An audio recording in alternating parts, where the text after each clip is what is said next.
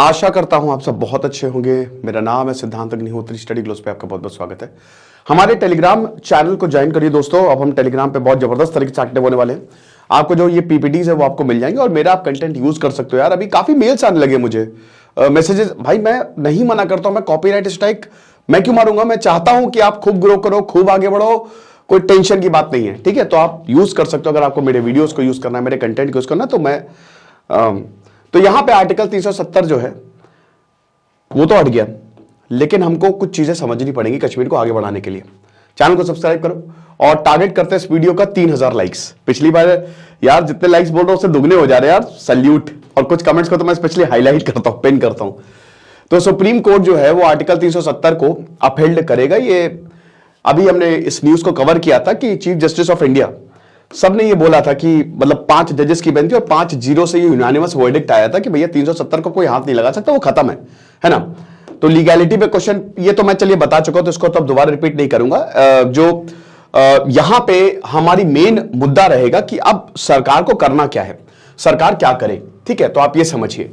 देखिए कश्मीर की अगर बात करते हैं, मैं बहुत ट्रैवल करता हूं और मुझे अभी तक सबसे सुंदर कश्मीर लगा है, विदाउट डाउट। दूसरा, वहां के लोग, पर्सनली बहुत ही प्यार करता हूं मैं उनसे। बहुत सारे स्टूडेंट्स हैं कश्मीर पे, बहुत ज्यादा। एक बहुत ही जबरदस्त प्रदेश, लेकिन अनफॉर्चुनेटली वो हमसे छूटता गया। कुछ वहां की भी गलती रही और पाकिस्तान की सबसे बड़ी गलती, कुछ यहां की भी थोड़ी गलती रही, लेकिन अब वो ब्रिज खत्म हो गया है। ये 370 बहुत बेकार चीज थी। मैं एकदम ये मानने को तैयार ही नहीं था और मैं इस पर किसी से भी डिबेट करने के लिए तैयार हूं। ठीक है, 370 बिल्कुल एक तोड़ने वाली चीज थी, है ना। और मैंने आपको पहले ही बोला था कि आप 371 जैसे नॉर्थ ईस्ट स्टेट्स को, अभी मैं नॉर्थ ईस्ट गया था, जाता रहता हूं, तो वहां पे जैसे आपको स्पेशल स्टेटस आपने दिया वो दो, आपने उनको एक अलग आइडेंटिटी दे दी तो अलग ही फील करेंगे। ठीक है, हाँ शुरुआत में इसकी जरूरत थी, लेकिन बाद में इसको हटा लेना चाहिए था। और आप खुद सोचो कि क्या मिला 370 से 1947 के लेकर अभी तक हालात बहुत खराब ही रहे। अब बहुत लोग बोलेंगे सर नहीं, ऐसा नहीं है कि हालात ठीक रहे, 1989 के बाद खराब हुए। गलत, 1989 से पहले भी बहुत अच्छे हालात नहीं थे। ठीक है, तो अभी अगर बात करते हैं तो बीजेपी इस समय केंद्र में है, और अगर पीएम की बात करें तो कोई भी पीएम होता, चाहे कांग्रेस का हो चाहे बीजेपी का हो, उनको ये चीजें करनी चाहिए थी। तो ये 2015 में जब कोलिशन सरकार बनाई थी महबूबा मुफ्ती के साथ, तब ये बैक बर्नर पे चला गया था, क्योंकि वहां के देखिए महबूबा मुफ्ती हो गए, उमर अब्दुल्ला हो गए, ये लोग बहुत बढ़िया नेता हैं। आप ये समझिए, ये लोग वो हैं जिन्होंने हमेशा भारत की खिलाफत या हमेशा भारत के साथ खड़े रहे, क्योंकि भारत भारतीय है ये भाई, ये तो हमेशा बोलते हैं। ठीक है, शेख अब्दुल्ला का बहुत बड़ा योगदान है, तो आप ऐसे मत समझिए कि।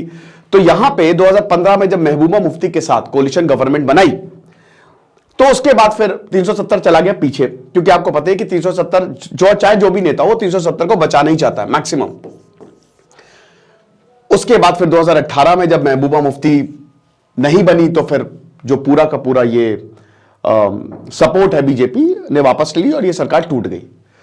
अब आता है 2019 में यहां पे एब्रोगेशन हो जाता है 5 अगस्त, और ये नरेंद्र मोदी ने उस पूरा ट्वीट डाला था अभी जब फैसला आया था। तो जब 370 एब्रोगेट होता है, खत्म होता है, तो एक ये बोला गया कि एक तो किसी से डिस्कस नहीं हुआ था, दूसरा ये बोला गया कि यहां पे जो लीडर्स हैं उनको जेल में डाला गया, उनके साथ बहुत बदसलूकी की गई, गलत तरीके से उनके साथ व्यवहार किया, हाउस अरेस्ट किया उनको। ये सारी जो है वो बातें बताई जाती है। देखिए अब सरकार ये बोलती है देखो हमारी मजबूरी थी, अगर हम ये ना करते तो बहुत ज्यादा प्रोटेस्ट होती, प्रॉब्लम्स होती, तो इसीलिए हमारी मजबूरी थी और अब चीजें नॉर्मलाइज हो रही हैं। लेकिन अब वे फॉरवर्ड क्या है? देखिए जो गया वो गया। मुझे पता है कश्मीरियों का बहुत दर्द है, कश्मीरी पंडितों का बहुत दर्द है। तो सबसे पहले आप इस दर्द को, मरहम तो छोड़ दीजिए, मरहम तो लगाइए ही, लेकिन आप इनको सबसे बेहतर बना दीजिए। 4-5 मुद्दे पे मैं बात करूंगा। सबसे पहले तो कश्मीरी पंडित, द मोस्ट इंपॉर्टेंट। देखिए बहुत बातें हो गई, अब आप इनके लिए कुछ करिए। बातों से पेट नहीं भरता है। आप कश्मीरी पंडित एक बड़ी इंटेलेक्चुअल कौम थी, इन्होंने कश्मीर को बनाया, फिर ये विस्थापित हुए।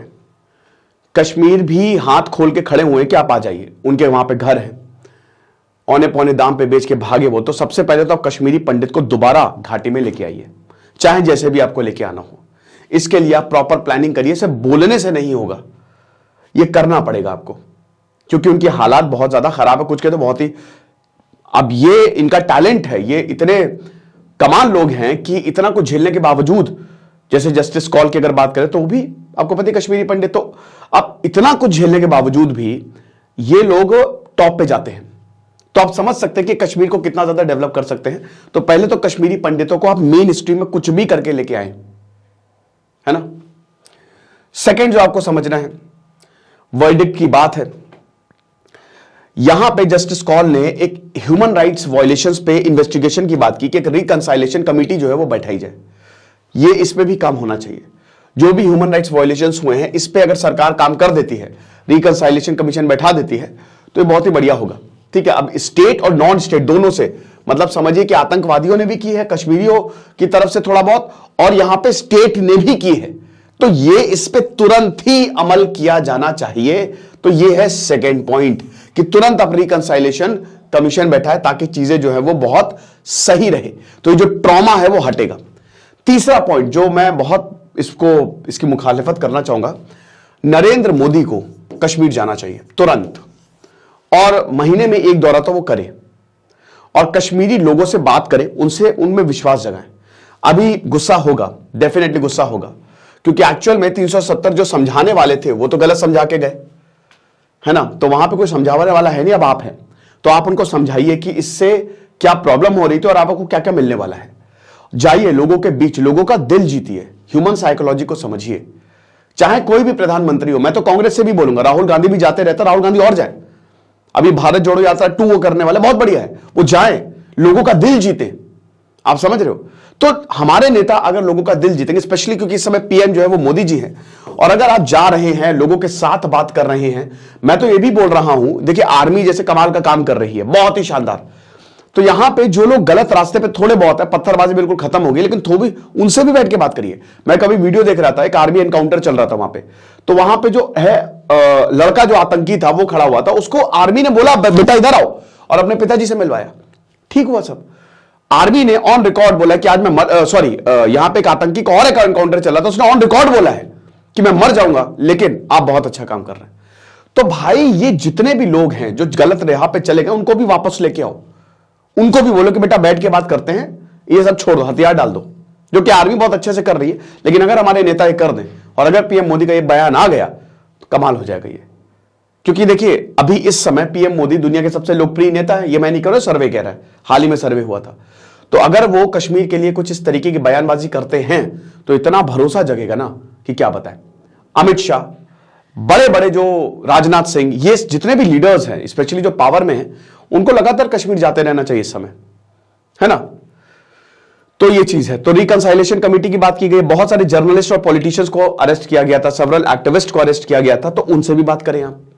मैंने क्या बताया कि जो भी परेशान है, क्या बैठ इधर आओ, चलो बताएं उनको कि आपके साथ कोई दिक्कत नहीं होगी, हमारा तो ऐसे इंसान मानता है।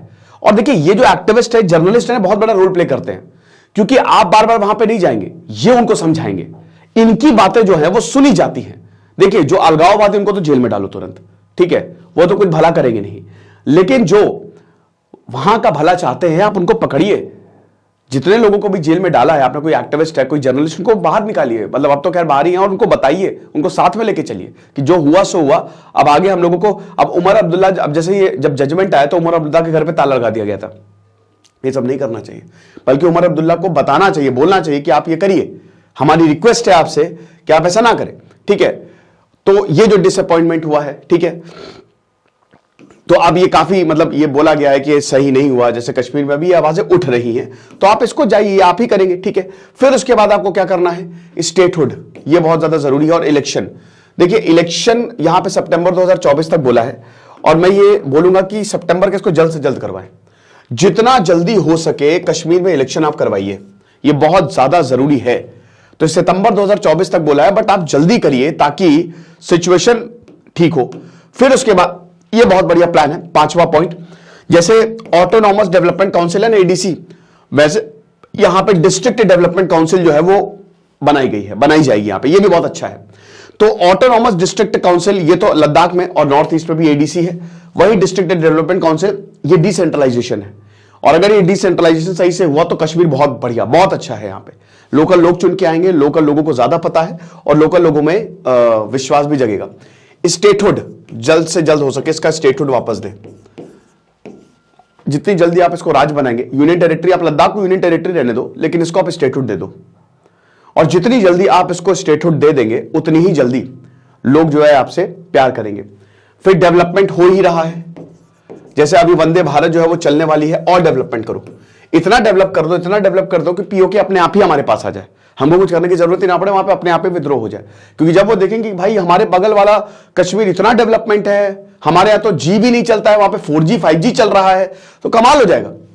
और जमीन पे, जमीन को थोड़ा सा, जैसे हर कोई ना खरीदे, कोई अगर इन्वेस्टमेंट करने वाला है तो जमीन खरीदे, वो हर कोई ना खरीदे, तो जमीन पे भी वहां पे बातचीत होनी चाहिए। तो ये बहुत ज्यादा जरूरी रहेगा, ठीक है। तो अगर ये चीजें सरकार करती है, देखिए स्टोन पेल्टिंग जो है वो अब होती नहीं है वहां पे। मैंने क्या बताया कि अगर आप लोगों को वहां पे, बच्चों को रोजगार देंगे तो कोई प्रॉब्लम नहीं है, तो एम्प्लॉयमेंट दीजिए उनको, उनका दिल जीतिए। तो ये पॉइंट्स पे सरकार को ध्यान देने की जरूरत है, तब सब कुछ बढ़िया रहेगा। तो आई होप हमारी बातें मानी जाएंगी और ये चीजें होंगी। खुश रहे, पढ़ते रहे। देश सिद्धांत अग्निहोत्री, साइनिंग ऑफ।